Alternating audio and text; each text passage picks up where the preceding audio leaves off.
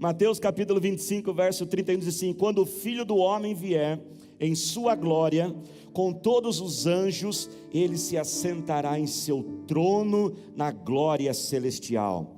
Todas as nações serão reunidas diante dele, e ele separará uma das outras, como o pastor separa as ovelhas dos bodes, e colocará as ovelhas à sua direita e os bodes à sua esquerda.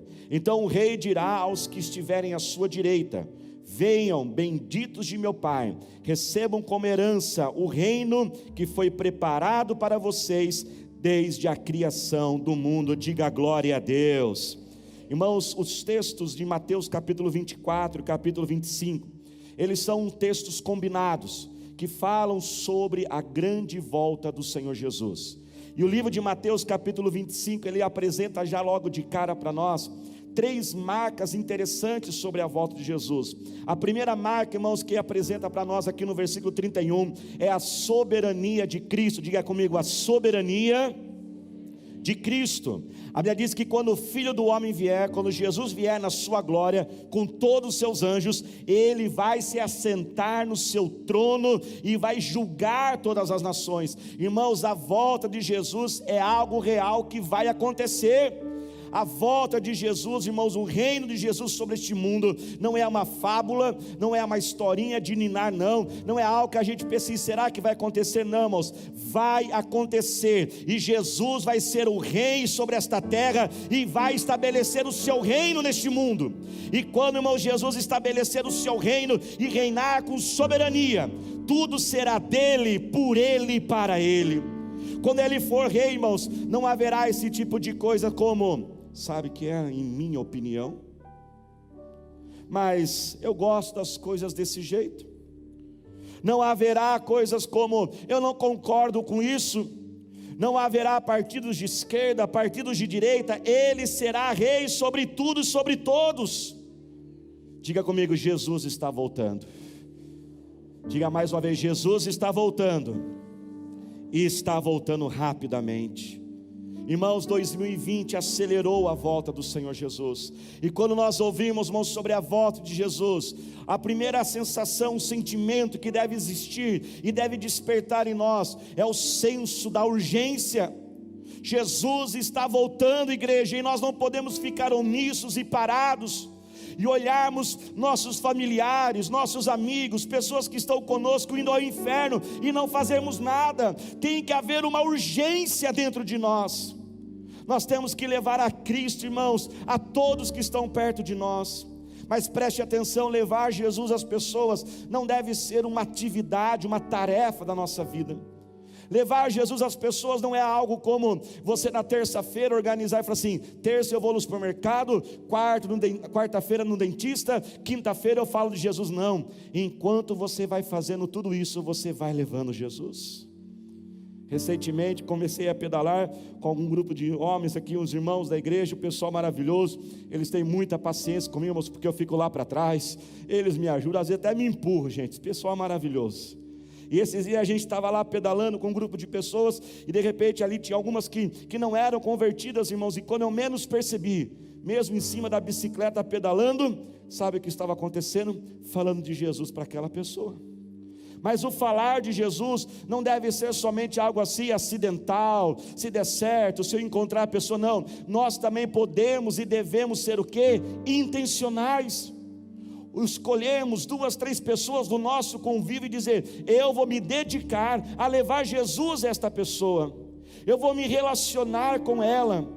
Porque veja bem, irmãos, pregação é na igreja. Nós não pregamos para as pessoas no dia a dia. Para as pessoas nós compartilhamos o amor de Jesus por elas.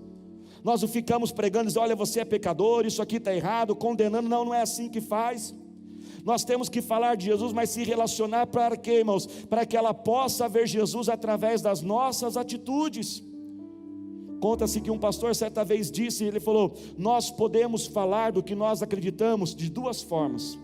Você pode falar com as suas palavras, a sua boca, ou você pode falar no que você acredita com a sua vida, e uma das 2 nunca mente. As pessoas precisam ver Cristo em nós, e nós devemos, irmãos, perseverar, Porque para ganharmos uma alma para Jesus é batalha espiritual, sim. É preciso oração, é preciso jejum, é preciso levar a Cristo. Satanás não vai entregar as pessoas assim. Então, com certeza, bem próximo de você, Jesus está contando com você e comigo, com todos nós, para que essa mensagem chegue até Ele. Quem está dentro, diga amém. Quando nós falamos, irmãos, da volta de Jesus, além do senso de urgência, tem que haver também em nós um senso de prontidão. Diga comigo, eu preciso estar pronto. Irmãos, Jesus pode voltar agora, Jesus pode voltar daqui a um tempo, e se nós o encontrarmos Jesus através da sua gloriosa volta, também nós vamos encontrar Jesus através da morte. E eu desejo e louvo a Deus e oro para que todos nós possamos ter muitos anos de vida, e podemos ter, como também podemos ter poucos minutos ainda de vida. Por isso que eu e você precisamos estar prontos para encontrar Jesus. Capítulo 25 ele fala sobre essa prontidão. O capítulo 25 de Mateus conta 3 parábolas. A primeira parábola é a parábola das 10 virgens, que vai falar da prontidão espiritual. Tem que haver o azeite, o óleo, a presença, a intimidade com Deus. Depois ele vem falar sobre a prontidão na nossa vida, na nossa mordomia cristã, que nós vamos ter que prestar contas a Deus do que fizemos com aquilo que Ele nos deu, todos os recursos, o tempo, a saúde, o corpo, as finanças, a nossa habilidade, o que estamos fazendo com aquilo que Deus tem nos dado.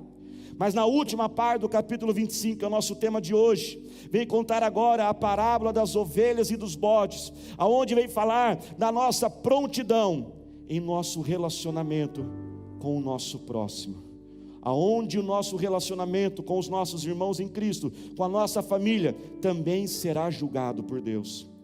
Essa é a primeira grande marca desse texto, a soberania de Cristo. A segunda grande marca desse texto, irmãos, é a separação dos santos. Diga comigo, a separação dos santos. O versículo aqui vem nos dizer que quando Jesus voltar com os seus anjos e sentar sobre o seu trono, Ele vai reunir todas as nações, e como um pastor de um rebanho de ovelhas e bodes, Ele vai ajuntar a todos, e vai separar então as ovelhas dos bodes. As ovelhas serão colocadas à sua direita, e os bodes serão colocados à sua esquerda. Veja bem, irmãos, nós não vivemos num contexto rural, então talvez a gente não tenha muita noção. Na verdade, a maioria de nós, se nós olhássemos um pastor com um rebanho de ovelhas e bodes, a gente quase que não consegue fazer a separação entre um e outro. E Jesus aqui, ao usar essa ilustração, está realmente usando aquilo que acontecia naquela época, até nos dias de hoje. Você sabia, irmãos, que os pastores, eles vão caminhando junto com as ovelhas e os bodes, ficam tudo no mesmo rebanho, mas chega alguns momentos que os pastores, eles separam. Eles colocam as ovelhas de um lado e os bodes do outro, na hora de tosquear, na hora de alimentar à noite, quando vai dormir. Então o que Deus está querendo dizer para nós aqui, que haverá uma separação dos santos. Preste atenção, nesse texto, ovelha não representa o crente, e o bode não representa o descrente. Não é essa separação que Deus está falando aqui. Deus não está fazendo uma separação que a ovelha é o justo e o bode é o ímpio, não. O que a Bíblia está mostrando aqui para nós é que tanto a ovelha como o bode, os dois são crentes, porque os dois chamam de Jesus e Senhor. Se você ler depois durante o texto, os dois são apresentados que estão no rebanho. Mas pastor, então qual é a separação? Preste atenção, a separação que Jesus um dia fará é entre o crente verdadeiro e o crente falso, entre aquele que realmente é verdadeiro com Cristo e aquele que parece crente, mas brinca de ser crente. Ele fala como crente, ele age, ele olha, se veste, às vezes ele escuta música, mas não é crente de verdade. Às vezes, irmãos, nós estamos olhando e às vezes pensamos, mas parece que Deus não está fazendo nada, parece que o pastor não está vendo. Tem muita gente que fala que é crente, mas não vive uma vida de crente séria. Irmãos, nós não podemos esquecer, um dia Deus vai separar. E a pergunta que fica, em qual lado você vai ser colocado? Você vai ser colocado à direita, que é o lugar da ovelha, e biblicamente, irmãos, o lado direito, ele significa o lugar da honra, da prosperidade, da salvação, do cuidado, do privilégio. A terceira grande marca desse texto é a surpresa Diga comigo a surpresa. Eu incentivo você depois ler até o final no capítulo 25 na sua casa. A Bíblia então vem mostrar aqui o que Jesus levou em consideração ao separar e ao definir o que era ovelha, o que era bode e o que era ovelha. Então Jesus vem dizer: olha, sabe, quando eu estava com fome, vocês me alimentaram. Quando eu estava com sede, vocês me deram de beber. Quando eu estava sem casa, vocês me deram um abrigo. Eu estava com frio, vocês me deram roupas. Eu estava preso e doente, vocês foram me visitar. E tanto ovelhas como bode, eles ficam surpresos e falam: Jesus, a gente não lembra disso. A gente não lembra de ter levado comida para o Senhor, de ter dado roupa, ter visitado. Então Jesus aqui, ele traz essa grande revelação e surpresa. Ele diz para aquele grupo que um dia vai ouvir, mas já prepara a gente para que nós também possamos ser ovelhas. Ele diz: sabe quando vocês fizeram isso? Vocês cuidaram de mim quando vocês cuidaram do próximo. Vocês fizeram isso para mim, quando vocês fizeram com aqueles que estavam próximos a você. A vida cristã, irmãos, é uma vida dedicada ao próximo. O inferno, irmãos, não foi preparado para pessoas, você sabia disso?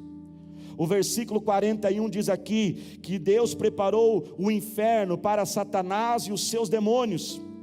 Deus, ele preparou o céu para nós. O versículo 34 diz: venham benditos do meu Pai, e venham usufruir do reino que foi preparado para vocês desde a criação do mundo.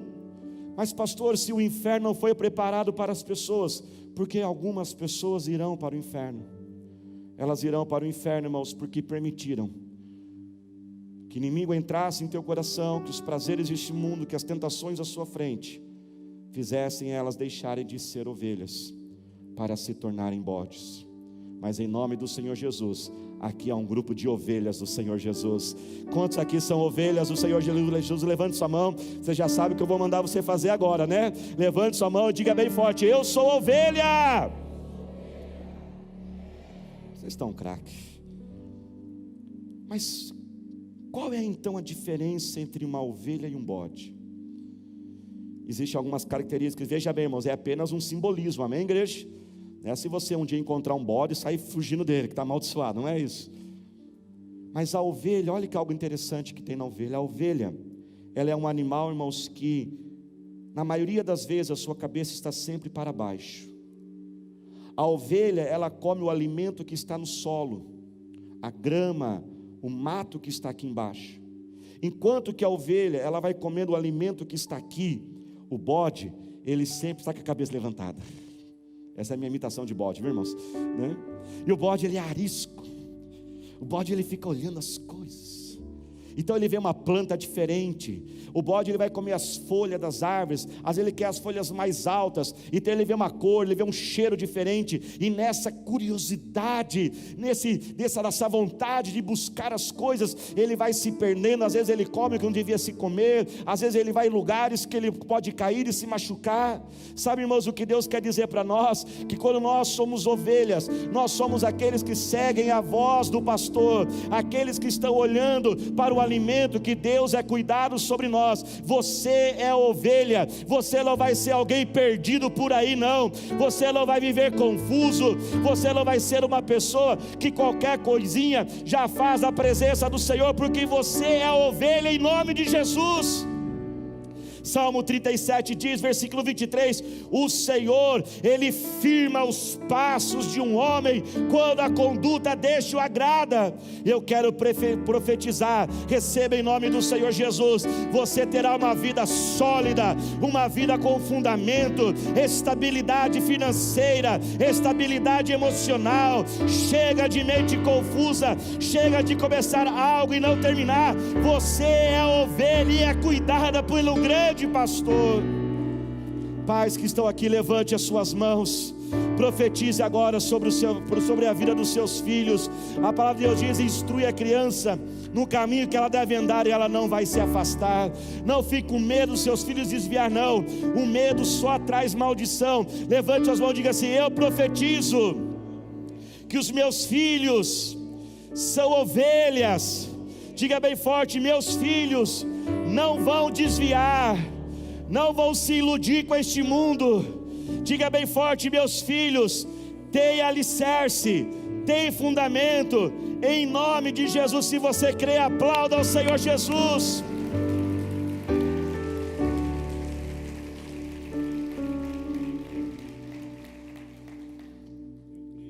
A ovelha, irmãos, ainda no simbolismo da cabeça para baixo. Interessante que a ovelha, ela sempre está mais com a cabeça para baixo, até o rabo dela é para baixo. Enquanto que o bode, ele está sempre com a cabeça para cima, e até o seu rabo é para cima. E esse é um simbolismo, irmãos, para nós, da humildade. Enquanto que a cabeça elevada é o símbolo do orgulho, da altivez, da soberba, da vaidade, o cabeça para baixo da ovelha simboliza que ela é humilde. E preste atenção, irmãos, na visão bíblica, humildade não é pobreza não. Humildade é você ter a dependência dos outros e de Deus. Porque, irmãos, existem muitas pessoas ricas que são humildes. Existem pessoas ricas que também são orgulhosas. Como existe muito pobre humilde e pobre orgulhoso também. Quando nós temos esta visão, irmão, significa que nós devamos depender do Senhor, mas também que nós vamos depender um dos outros. Que para eu chegar aonde Deus quer que eu chegue, eu não vou conseguir isso sozinho. O que nos leva a uma outra característica da ovelha. A ovelha, irmãos, é um animal que tem prazer de estar com as outras ovelhas. A ovelha praticamente não existe, sabia que não existe praticamente ovelha selvagem? Uma ovelha que vem a viver fora do aprisco, fora do rebanho, uma ovelha que vem a viver agora fora dos cuidados do seu pastor, praticamente ela morre. Enquanto que o bode, na sua essência, ele é um animal selvagem, é um animal mais individualista, é um animal que se distancia mais. O bode, irmãos, tem uma característica muito interessante, ele é um dos animais que, se certa vez ele for domesticado, mas ele voltar à natureza, o bode é o animal que mais rápido ele resgata e ele volta aos seus instintos de selvagem. Ovelha tem prazer de estar junto com outras ovelhas. Ovelha, irmãos, é fácil de liderar. Ovelha é fácil de corrigir, ovelha é fácil de ensinar. Ovelha, irmãos, ela ama estar com os outros. Quando alguém começar a criticar, dizer você, mas agora você vai para a igreja e você vai ter um pastor sobre a sua vida, que vai assim te orientar e vai guiar, você não tenha vergonha de dizer, não, eu vou para a igreja, eu amo Jesus, eu amo a igreja, eu amo os meus pastores, eu amo estar com o corpo de Cristo. Diga assim comigo, eu sou ovelha, e eu amo estar com as outras ovelhas.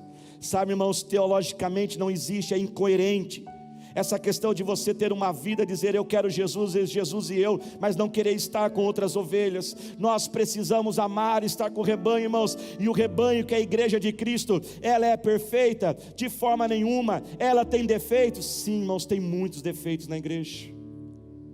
O primeiro motivo que ela tem defeito é porque eu pertenço a ela, porque você também pertence a ela. Na igreja tem defeito? Sim. Na igreja, irmãos, muitas vezes tem falha de comunicação, às vezes tem ingratidão, não vou esconder, às vezes tem falha no amor, às vezes tem falha no cuidado, às vezes a gente esquece, às vezes eles erram uns acordes aqui, tem hora que eu dou umas erradas no português também. Tudo isso tem na igreja, mas sabe também o que tem na igreja? Na igreja também tem salvação, na igreja tem restauração, na igreja tem libertação. Você pode pregar junto comigo? Na igreja tem poder, tem palavra de Deus, tem ensino, tem amparo, tem amizade, tem companheirismo, tem o poder do Senhor que cura e restaura. Tudo isso tem na igreja também. Eu amo Jesus, mas também eu amo a igreja, porque eu sou o que sou por causa da igreja. Foi a igreja, irmãos, foi na igreja que eu conheci Jesus. Jesus nunca apareceu para mim, irmãos, fisicamente. Jesus não apareceu para o meu pai e para a minha mãe há 40 anos atrás, quando a minha família estava toda destruída. Meu irmão mais velho, desenganado pelos médicos, não tinha mais esperança de vida. Minha irmã praticamente vivia cheia de demônios o tempo todo, dívidas, contas para pagar, discussões, e meu pai foi para a linha do trilho do trem para tirar a vida dele, e foi lá a igreja que nos acolheu, foi a igreja que nos ensinou a amar Jesus.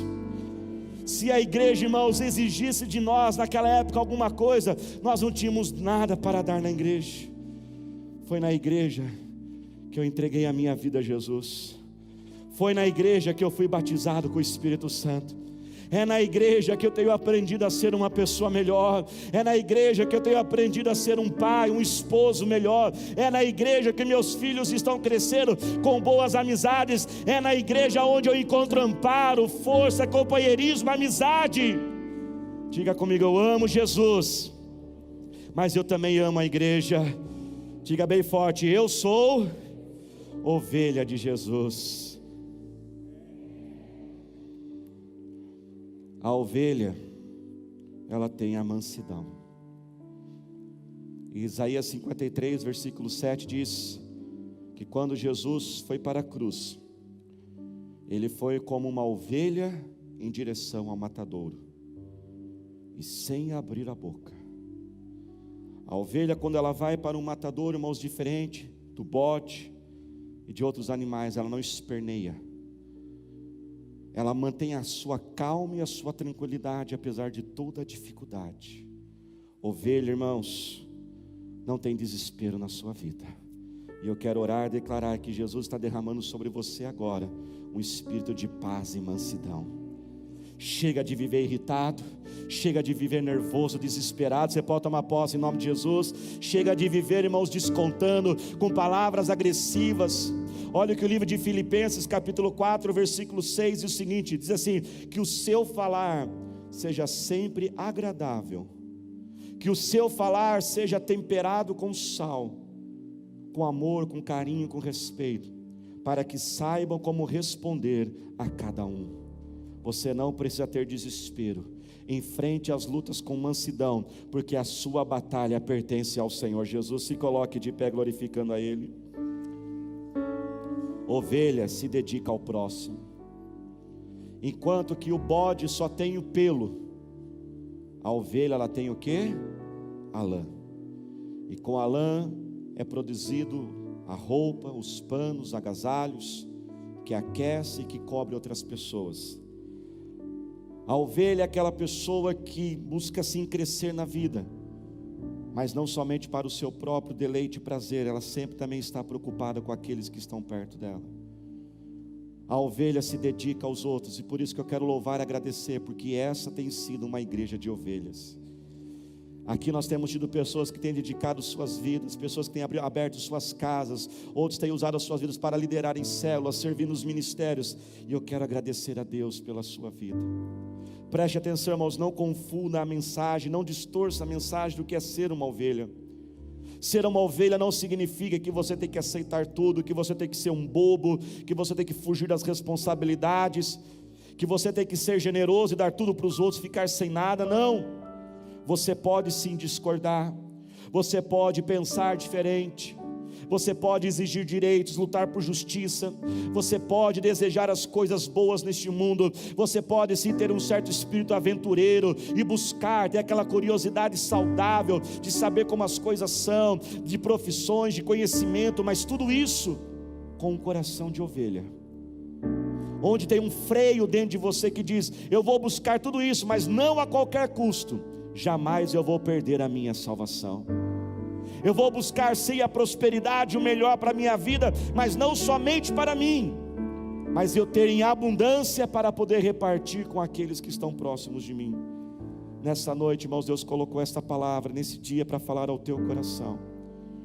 Muitos de nós, irmãos, temos sofrido de forma muito profunda as batalhas da vida, o pecado que domina o nosso coração, e muitas vezes pessoas que falham conosco, sabe o que vão acontecendo? Vai fazendo a gente vai fazer a gente ficar muitas vezes mais parecido com um bode, e nós vamos perdendo, irmãos, presta atenção nisso, a ternura da vida. Nós vamos perdendo aquela mansidão, nós vamos perdendo aquela alegria do nosso coração, e muitas vezes vamos se tornando pessoas grossas, irritadas, pessoas aonde a gente tanto começa a viver aquela vida do tanto faz, tanto fez, indiferente. Eu olho uma coisa linda, não mexe comigo. Eu olho uma coisa monstruosa. Tivemos uma notícia essa semana de uma criança que ficou 8 anos, não sei se você viu, que ficou praticamente ali acorrentada por 8 anos. Quantos de nós olhamos aquilo, não gostamos, mas já trocamos o canal. uma vida, irmãos, dura, uma vida amargurada. E para encerrar esta mensagem, Deus colocou em meu coração que nós jamais podemos, irmãos, perder a prática do perdão sobre nós. O perdão, ele vai manter o teu coração como um coração de ovelha. Quando nós falamos de perdão, nós não estamos falando que a outra pessoa merece ou não o perdão. O perdão, ele tem que acontecer mais cedo ou mais tarde, para que você possa viver livre. Porque se você reter o perdão, você vai ter um coração de bode, não um coração de ovelha. E não somente perdoar aqueles que um dia nos prejudicaram, mas perdoarmos aquele que é a pessoa talvez mais difícil de a gente perdoar. E você sabe quem é a pessoa mais difícil para você perdoar? Muitas vezes você mesmo. Que você possa perdoar você, perdoar os erros que um dia você cometeu, mas dizer: Senhor, eu quero ser uma ovelha tua, Senhor. Eu quero estar à direita quando o Senhor fizer a separação, Pai.